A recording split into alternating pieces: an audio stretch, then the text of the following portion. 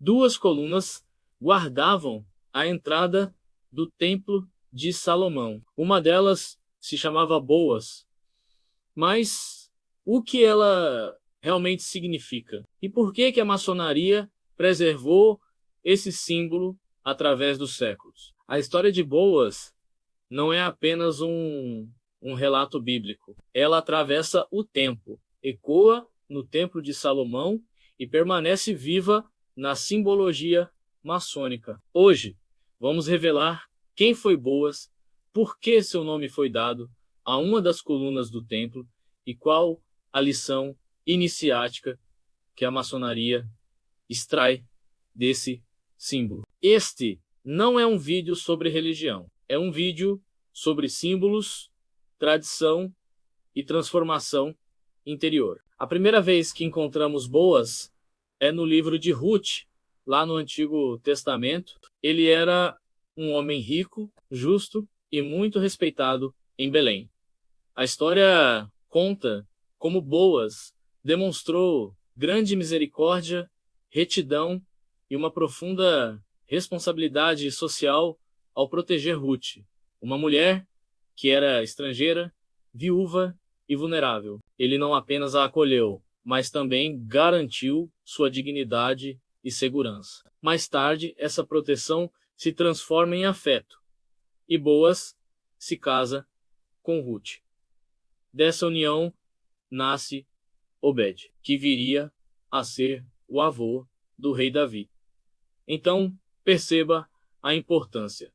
Boaz é um ancestral direto da linhagem real de Israel. Seu nome, por si só, já carrega um peso enorme. Ele está ligado à estabilidade, à continuidade e à legitimidade de uma linhagem. Boaz representa o homem justo, que com sua força sustenta a ordem social e protege os mais frágeis. O nome Boaz significa, literalmente, nele está a força ou com força. E aqui está um ponto crucial.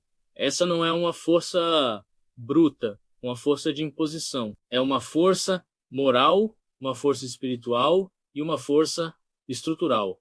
É a força que constrói, que protege, que dá sustentação. Boaz é o pilar da justiça e da retidão. E é exatamente por essa razão que seu nome foi escolhido para algo tão grandioso quanto o Templo de Salomão. Séculos depois, no livro de Reis, capítulo 7, lemos que o rei Salomão mandou erguer duas grandes colunas de bronze na entrada do seu magnífico templo. A coluna da esquerda, ou seja, ao norte, ele chamou de Boaz. A da direita, ao sul, ele chamou de Jaquim. Esses nomes não foram escolhidos ao acaso. Jaquim significa ele estabelece. Boaz, como já vimos, significa nele está a força. Agora, o mais interessante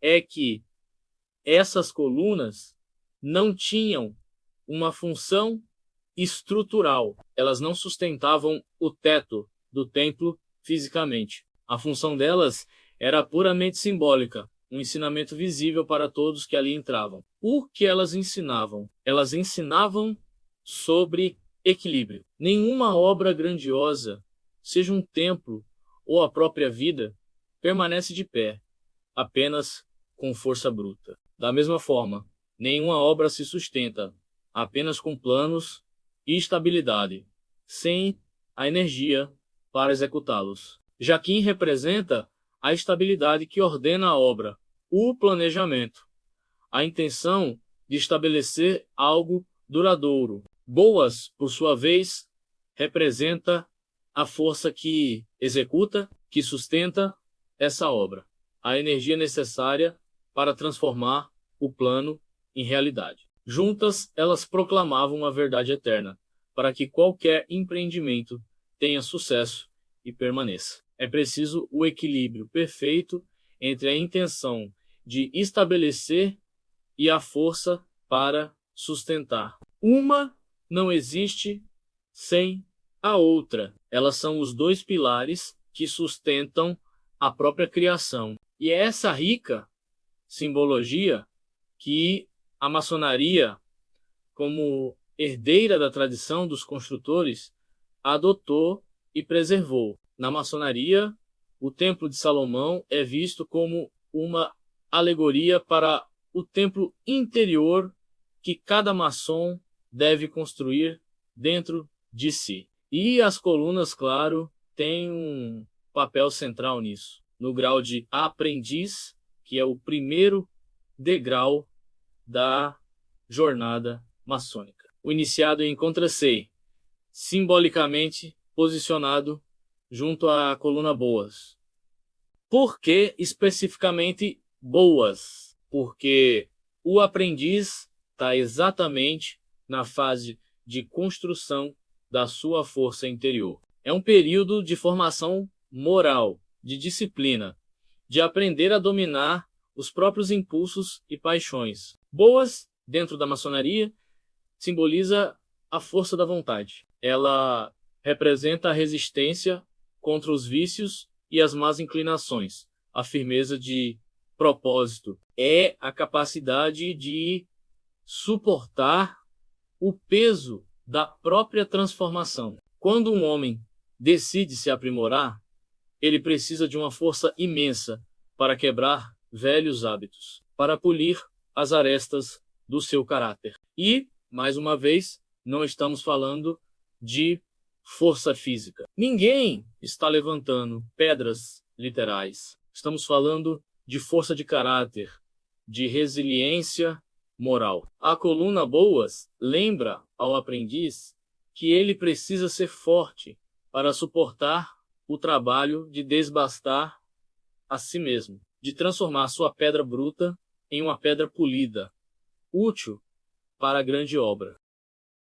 E aqui chegamos à grande lição iniciática de Boas. Todo homem, maçom ou não, que deseja se tornar uma versão melhor de si mesmo, precisa, primeiro, suportar o peso da própria lapidação. É um processo que exige esforço e muitas vezes é desconfortável. Boas nos ensina que não existe evolução sem esforço. Não existe virtude sem disciplina. E não existe luz sem trabalho constante. O aprendiz maçom trabalha simbolicamente a pedra bruta, que é ele mesmo, com suas imperfeições. E a coluna Boas está lá, como um lembrete silencioso e poderoso.